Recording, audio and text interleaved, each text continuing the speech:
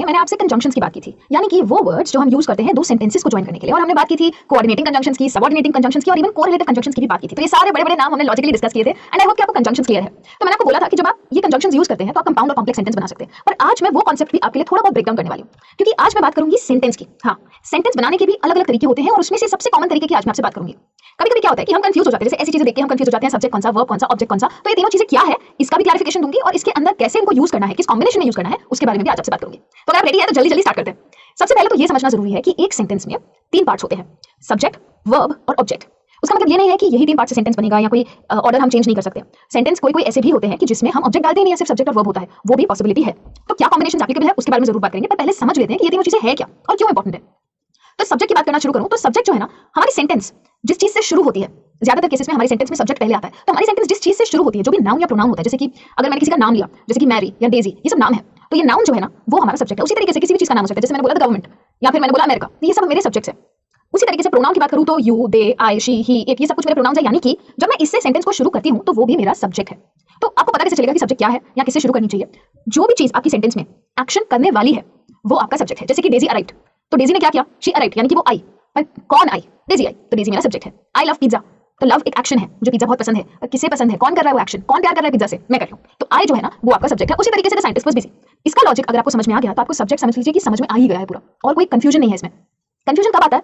जब हम कोई सेंटेंस देखते हैं और सेंटेंस काफी लंबी होती है और हमें लगता है इसमें से सब्जेक्ट कौन सा है, या अगर हमें कोई सेंटेंस बनानी होती है तो हम सोचते हैं सब्जेक्ट डालूं, फिर वर्ब डालूं, फिर ऑब्जेक्ट डालूं। इतना ज्यादा सोचने की जरूरत नहीं है।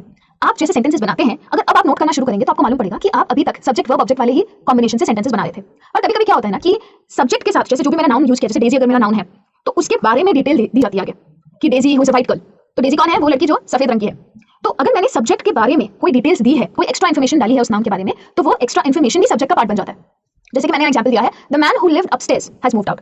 मूव आउट कौन हुआ? The man. पर कौन सा आदमी? वो वाला जो ऊपर रहता था। तो उसकी आइडेंटिटी क्या है? वो आदमी जो ऊपर रहता था। मेरे लिए, मुझे शायद उसका नाम नहीं पता, तो मेरे लिए वही आइडेंटिटी है उसकी, और इसीलिए वो पूरा का पूरा phrase the man who lived upstairs मेरा सब्जेक्ट है। तो ये मत सोचिएगा कि सब्जेक्ट हमेशा छोटा ही रखना है। तो जब भी आप अपने सेंटेंसेस बनाएं तो आप इस तरीके से भी बना सकते हैं। The book on the red table is mine. कौन सी वाली बुक? जो रेड वाले टेबल पे है ना, वो वाली बुक मेरी है। तो जो बुक है उसका नाम होता तो मुझे ये सब लिखने की जरूरत नहीं पड़ती। अगर कोई भी XYZ नाम होता बुक का, तो मैं कहती XYZ बुक इज माइन। पर क्योंकि मैंने नाम की बात नहीं की, तो उस बुक को डिस्क्राइब करने के लिए मैंने उसकी लोकेशन यूज कर लिया। वो लोकेशन, उसका एडेड इन्फॉर्मेशन मेरा सब्जेक्ट बन गया। अगर आपको इतना क्लियर है तो एक और चीज समझ लेते हैं सब्जेक्ट के बारे में। सब्जेक्ट जो होते हैं ना, जरूरी नहीं है कि उसमें एक ही नाउन हो, उसमें दो नाउन्स भी हो सकते हैं, दो से ज्यादा भी हो सकते हैं, और हर एक नाउन के साथ उसकी एडेड इन्फॉर्मेशन भी हो सकती है। तो ये जो आपकी बड़ी-बड़ी कॉम्प्लेक्स सेंटेंसेस होती है ना, आप कभी भी नोटिस करना उसमें यही लॉजिक अप्लाई होता है। सेंटेंस को आप लंबा करोगे कैसे? जब आपके पास बात करने के लिए दो तीन चीजें होगी तभी तो आपकी सेंटेंस लंबी होगी ना। तो हम जनरली कंफ्यूज हो जाते हैं, इतनी लंबी-लंबी सेंटेंसेस लोग बनाते कैसे हैं? तो ये रहा आपका आंसर। अगर आपको लंबी सेंटेंसेस बनानी है तो शायद आप दो तीन लोगों के बारे में बात करें तो वो सेंटेंस लंबी हो जाए। यानी कि अगर आप दो तीन लोगों के बारे में बात करना चाहते हैं तो उनको कंजंक्शंस के साथ जोड़ लीजिए, आपका सेंटेंस ऑटोमेटिकली कॉम्प्लेक्स बन जाएगा। जैसे यहाँ पे देख लीजिए, Lucy's grey cat and Alice white cat went for walk. दो बिल्लियां चलने गई है, ये तो हम जानते हैं, लूसी और एलिस के साथ ही गई होगी जरूर। पर लूसी की ग्रे कैट, तो लूसीज ग्रे कैट मेरा एक सब्जेक्ट, और एलिस की व्हाइट कैट मेरा दूसरा subject. They went for walk. तो मेरे दो सब्जेक्ट्स को मैंने एंड के साथ ज्वाइन किया, इसीलिए मैंने आपसे कंजंक्शंस की बात पहले की ताकि आपको ये इजीली समझ आ सके। वैसे ही my sister's husband and your brother's wife were in school together, तो ये भी दो सब्जेक्ट्स है। सिस्टर के हस्बैंड एक सब्जेक्ट, ब्रदर की वाइफ दूसरा सब्जेक्ट। सिस्टर भी नाउन है, हस्बैंड भी नाउन है, ब्रदर भी नाउन है, वाइफ भी नाउन है। लेकिन कौन किसका क्या लगता है जब मैं ये समझा रही हूं, जब मैं एक्स्ट्रा इन्फॉर्मेशन दे रही हूं, तो मैं एक की नहीं दोनों की दे रही हूं। मेरा सेंटेंस भी लंबा हो रहा है और वो पूरा पार्ट सब्जेक्ट है। अगर आपको सब्जेक्ट क्लियर है तो अब हम बात कर सकते हैं वर्ब्स की।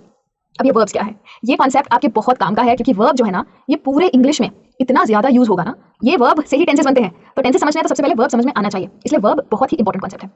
वर्ब होता क्या है?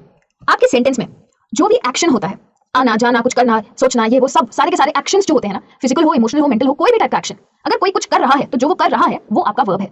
वर्ब का काम ही है कि एक्शन दिखाना, इसीलिए वर्ब को हम डूइंग वर्ड्स भी बोलते हैं। डूइंग वर्ड्स का मतलब कि वर्ब कुछ करता है, हिंदी में उसको करता भी बोलते हैं। तो वर्ब का ये सिंपल लॉजिक सिर्फ समझ लीजिए, डूइंग वर्ड्स माइंड में याद रखिए, तो आपको ऑटोमेटिकली सेंटेंस में समझ आ जाएगा। जैसे यहाँ पे रेखा सिंग्स, गाना एक वर्ब है क्योंकि ये एक एक्शन है, वो गा रही है, तो ये जो गाना है ये हमारा एक्शन है। और ये आपके सेंटेंस में ना सब्जेक्ट है ना ऑब्जेक्ट है, सिर्फ वर्ब है। गो, जाओ, तो गो भी एक एक्शन है।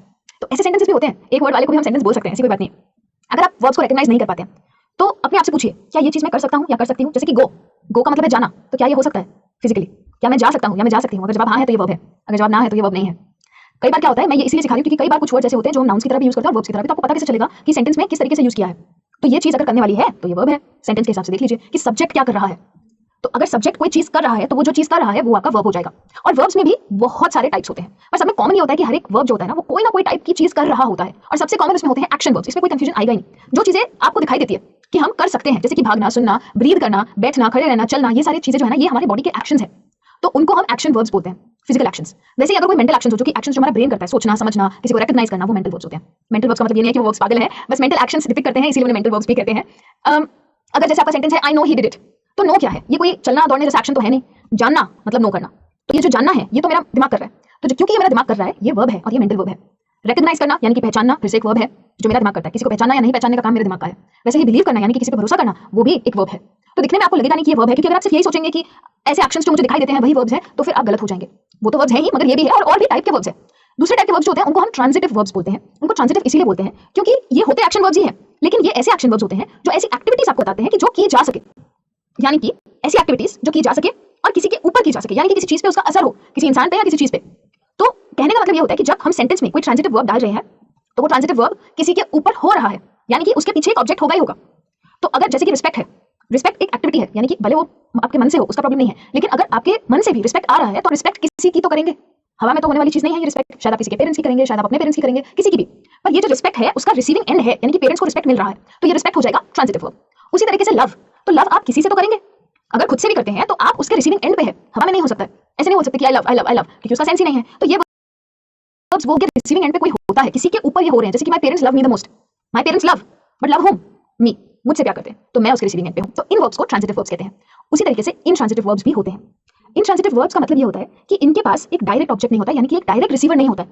और अगर इनके पीछे कोई चीज है भी सेंटेंस में, अगर इनके पीछे कोई ऑब्जेक्ट है भी, तो हो सकता है कि वो ऑब्जेक्ट इस वर्ब से अफेक्ट ना हो। जैसे कि ही अगर लिखा है कि we walked to the mall, अगर मैं टू द मॉल हटा दूं ना सेंटेंस से, तो भी ये सेंटेंस का लॉजिक समझ में आएगा आपको। ये सेंटेंस फिर भी पूरी होगी। अगर मैं सिर्फ इतना कहूं ना कि वी वॉक्ड, तो भी ये सेंटेंस पूरी होगी। टू द मॉल सिर्फ मुझे एक इन्फॉर्मेशन देता है कि मैं चल के गई कहां, पर अगर मैं सिर्फ ये कहूं कि मैं चली, तो भी लॉजिक है, सेंस तो बन रहा है। तो मतलब इस वर्ब को किसी रिसीविंग एंड की जरूरत नहीं है। जरूरी नहीं है कि ये वर्ब किसी इंसान या चीज के ऊपर होना ही चाहिए। वैसे ही अराइव्ड क्वाइट लेट, अब अगर मैं क्वाइट लेट हटा दूं यहां से और मैं आपसे सिर्फ बोलूं ही अराइव्ड, यानी कि वो आया, तो भी सेंस तो बन रहा है सेंटेंस का। तो अराइव जैसा जो वर्ब है उसको पीछे के ऑब्जेक्ट की इतनी जरूरत नहीं है, वो उस पर डिपेंडेंट नहीं है। जैसे ट्रांजिटिव में क्या था कि रिस्पेक्ट है तो किसी की तो होगी, किसी कोई इंसान आपको चाहिए ना रिस्पेक्ट करने के लिए, पर चलने के लिए तो ऐसा कुछ है ही नहीं। तो ये फर्क है ट्रांजिटिव और इंट्रांजिटिव वर्ब्स का। ये समझना बहुत ही इंपॉर्टेंट है, क्योंकि कई बार क्या होता है कि हम सेंटेंसेस में कंफ्यूज हो जाते हैं कि इसके आगे मैं कुछ डालूं या ना डालूं। तो ये यहां से आपको पता चल जाएगा कि कौन से वर्ब के आगे आपको डालना चाहिए और कौन से वर्ब के आगे अगर आपने नहीं डाला तो चल जाएगा। उसी तरीके से एक सबसे इंपॉर्टेंट टाइप के जो वर्ब्स होते हैं वो है ऑक्सिलरी वर्ब्स। ये इंपॉर्टेंट है और ये अंडररेटेड भी बहुत है, क्योंकि ये जो है ना, ये हमको डायरेक्ट एक्शन नहीं दिखाते किसी भी चीज का। इनका नाम ही ऑक्सिलरी है। इसका मतलब है कि ये वर्ब्स जो है ना हमारी मदद करने के लिए है। हर सेंटेंस में आपको मिलेंगे, ज्यादातर सेंटेंसेस में आपको ऑक्सिलरी वर्ब्स मिलेंगे ही। और अगर मैं हटा दूं ना ऑक्सिलरी वर्ब्स को किसी सेंटेंस में से, तो आपको सेंटेंस समझ में भी नहीं आएगी। हर ऑक्सिलरी वर्ब का अलग मतलब होता है। पर कई बार क्या होता है, क्योंकि हम वर्ब्स को सिर्फ एक्शन के साथ कनेक्ट करते हैं ना, तो जब हम कोई सेंटेंस देखते हैं तो हम कंफ्यूज हो जाते हैं। हम सोचते हैं कि एक्शन तो है तो फिर ये भी वर्ब है। हाँ, सेंटेंस में दो वर्ब्स हो सकते हैं। जैसे आपकी यहाँ पे सेंटेंस है I will talk to my mother before agreeing, तो यहाँ पे टॉक भी तो वर्ब है और अग्री करना भी तो वर्ब है। विल भी वर्ब है, क्योंकि विल जो है वो ऑक्सिलरी वर्ब है। इसका काम क्या है कि ये रीडर को कॉन्टेक्स्ट देता है। मेन वर्ब, अगर मेरा मेन वर्ब टॉक है तो मुझे विल से कॉन्टेक्स्ट मिल रहा है कि अभी मैंने बात नहीं की है, मैं बात करूंगी। विल है तो मैं समझूंगी कि इंसान फ्यूचर की बात कर रहा है। तो ये विल जो है ना, ये मुझे बताता है कि एक्शन कब होगा। मेन एक्शन भले ही टॉक हो, पर टॉक को सपोर्ट करने वाला कौन है? विल। ये काम है ऑक्सिलरी वर्ब्स का। तो सोचिए अगर आप ऑक्सिलरी वर्ब्स नहीं डालेंगे तो सेंटेंस का तो कोई सेंस ही नहीं बनेगा। बहुत सारी ऐसी सेंटेंसेस होती है नो डाउट कि जिसमें ऑक्सिलरी वर्ब की जरूरत नहीं होती, पर ये ज्यादातर शॉर्ट होती है सेंटेंसेस। लॉन्ग सेंटेंसेस को कई बार ऑक्सिलरी वर्ब्स की जरूरत पड़ती है, और हमें सीखनी है सोफिस्टिकेटेड एडवांस्ड इंग्लिश, तो हमें ऑक्सिलरी वर्ब्स जानना बहुत ज्यादा जरूरी है। वैसे ही I did not ask for your opinion, तो आस्क जो है वो मेरा मेन वर्ब है, पर डिड जो है ना वो मेरा ऑक्सिलरी है। और डिड मुझे बताता है कि मैं पास्ट की बात कर रही हूँ, क्योंकि डू का पास्ट फॉर्म होता है डिड। तो डिड जो है वो बताता है कि मैंने आपसे आपका ओपिनियन नहीं मांगा था। इसी वजह से मुझे सेंटेंस का मतलब समझ में आता है। तो इतने छोटे छोटे वर्ब्स हैं, लेकिन इनका काम बहुत बड़ा है, तो इस चीज का बहुत ही ज्यादा ध्यान रखिएगा। तो अभी के लिए इतना ही, लेकिन ये काफी नहीं था। हाँ, अभी बात खत्म नहीं हुई है। अभी तो मुझे आपके साथ